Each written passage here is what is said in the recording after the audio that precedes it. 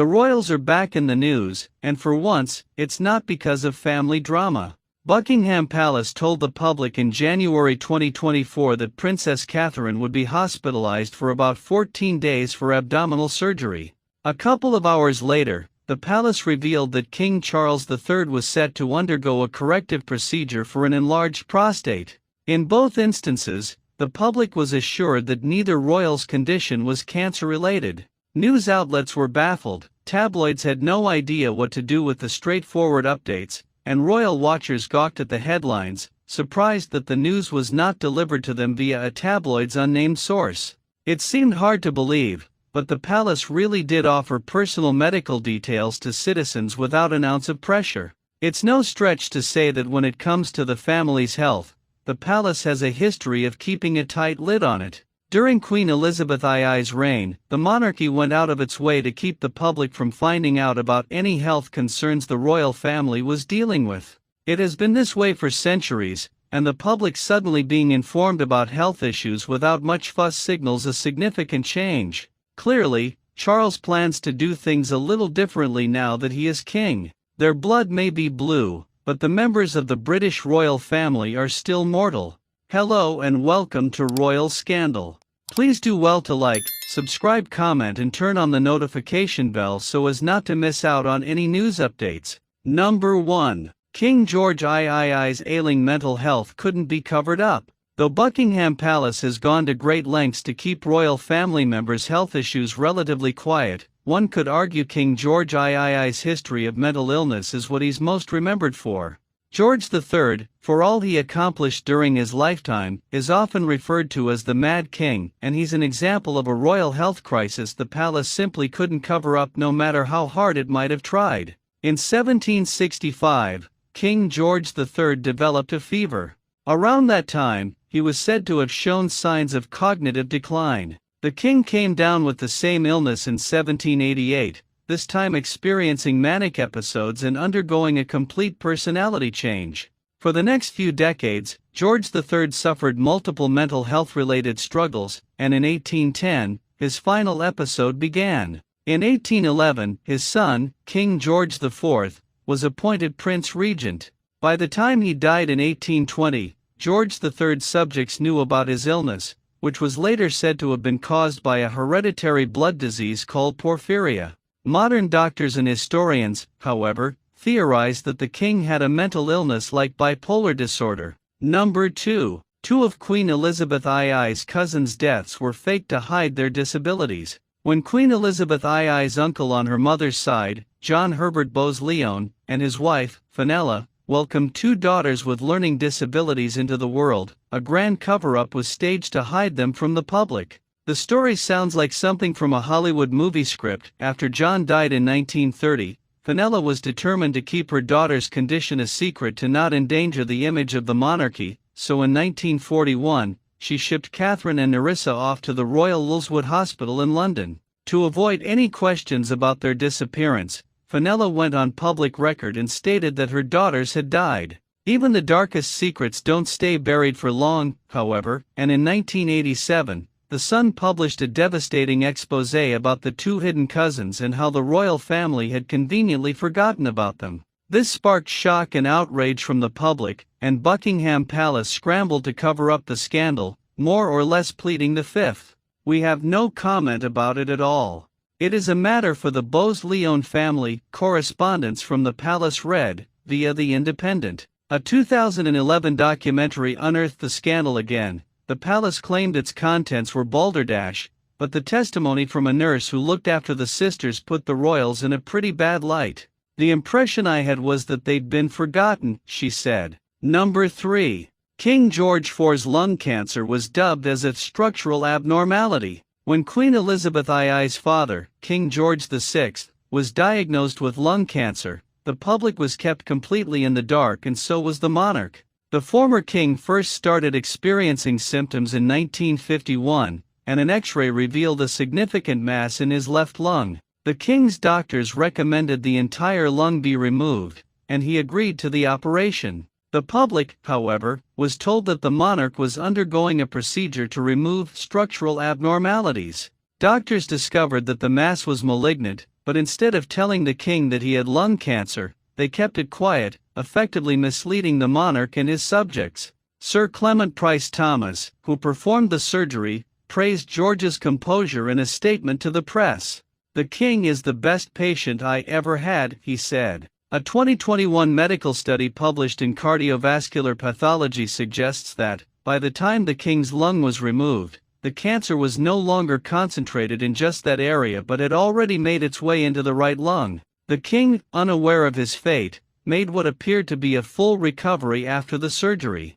With the monarch and his subjects thinking he was as fit as a fiddle, his sudden death in 1952 was all the more shocking. Medical experts now believe that he might not have died from coronary thrombosis after all but from complications of his lung cancer. Number 4. The palace tried to cover up Princess Margaret's battle with depression. While the world has taken some great strides when it comes to removing the stigma surrounding mental health, Princess Margaret did not live in an era where mental illness was normalized. Though the palace did acknowledge several of her health issues, it vehemently denied she was battling depression. For years, there were whispers about Margaret's mental health. In 1996, the Irish Times published an article about the princess' experiences with depression. It claimed that she was suicidal during the breakdown of her marriage with Anthony Armstrong Jones in the 1970s.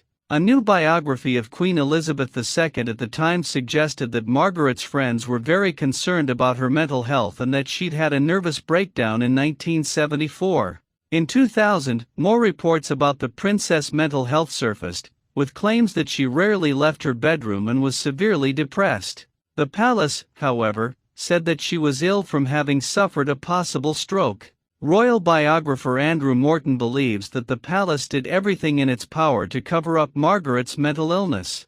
In his book, Elizabeth and Margaret, The Intimate World of the Windsor Sisters, Morton doesn't mince his words. "Let's face it, Margaret had depression, and in the royal family you are not allowed to be depressed," he wrote. They lived in a world where illness was dealt with by going for a long walk and mental illness was ignored. Number 5. The palace wanted Queen Elizabeth II's hospitalization in 2021 out of the news. When Queen Elizabeth II spent a night in hospital in 2021, Buckingham Palace wasn't very forthcoming. It appeared that the palace tried to hide her hospitalization, flying the royal standard flag high even though she hadn't spent the night at home. Aides also told inquiring journalists that she was there. When the palace finally admitted that the Queen spent the night in hospital, the press was outraged. Royal correspondents and commentators quickly let the public know their thoughts on the matter, and BBC royal correspondent Nicholas Witchell didn't mince any words, suggesting that the institution had dealt a blow to the public and the press confidence in them. Royal commentator and BBC journalist Peter Hunt was equally straightforward, saying that the palace continuing to fly the royal standard reeked of a failed cover-up. The media's faith in the veracity of royal communications will have been sorely tested by the failed attempt to hide the fact the Queen spent a night in hospital. Buckingham Palace can ill afford a breakdown in trust, given all they're dealing with, he said. Number 6. Duchess Sophie's near-death experience was downplayed. When Duchess Sophie of Edinburgh went into early labor with her daughter, Lady Louise Windsor, both their lives were hanging in the balance. The Duchess had suffered an acute placental abruption, a condition that can be fatal to both mom and baby. Sophie was taken to the hospital after experiencing severe pain and was rushed into the operating room for an emergency C-section. Louise, who was born with low birth weight, was transported to another hospital where she received specialized care. But the nightmare wasn't over just yet. To stay alive, Sophie needed multiple blood transfusions to make up for the several pints she'd lost because of internal bleeding. She also almost lost consciousness. Speaking to OK! Magazine, royal correspondent Jenny Bond revealed that Louise spent 2 weeks in St. George Hospital Specialist Neonatal Intensive Care Unit after her birth. Sophie, on the other hand, had to wait before she could see her newborn. The Duchess was kept at the hospital, separated from her new baby, for 6 days because she was too sick to be transported. Number 7. The real state of Prince Philip's health was never communicated. Prince Philip dealt with his fair share of physical ailments before his death. Some were better known to the public than others, but when it came to his last days, the palace wasn't very forthcoming about how much the prince's health had declined. Philip's first significant health scare occurred when he was 90 years old and taken to hospital after experiencing chest pains, which was later revealed to have been caused by a blocked coronary artery. In 2012, he dealt with a nasty bladder infection, and in 2018, he had to undergo hip surgery. In 2021, however, his health seemed to rapidly decline, with the prince making frequent hospital visits. In February 2021, the palace revealed that Philip had been hospitalized because he was feeling ill. A palace source told the BBC that there was nothing to worry about and that Philip was in good spirits and was set to spend a few days in the hospital for observation as a precautionary measure. Number 8. King Charles III's serious polo accident was described as a tumble. In 2001, the then Prince Charles was playing polo with his sons. The three of them were pretty competitive, and during the game, the future monarch took a very bad fall, but that's not what the public was told in the aftermath. The palace, as usual, tried to play down the severity of the incident. ABC News headline read, "Prince Charles takes a tumble." The outlet spoke to Charles's spokesperson, who was very reassuring. "We don't think there's been any broken bones, but we are waiting for reports from the hospital," she told the outlet. 5 years later, King Charles III revealed what really went down in an interview with NBC News.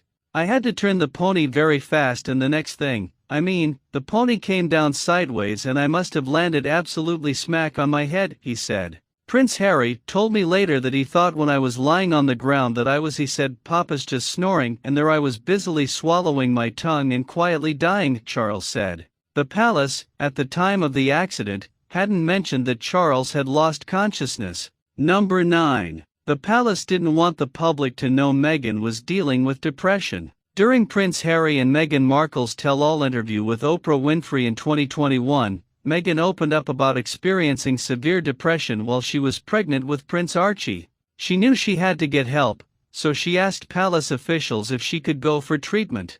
They denied her request, basically telling her that it would not be a good look for the royal family if word got out that she was depressed. Thank you so much for watching. Please like and subscribe.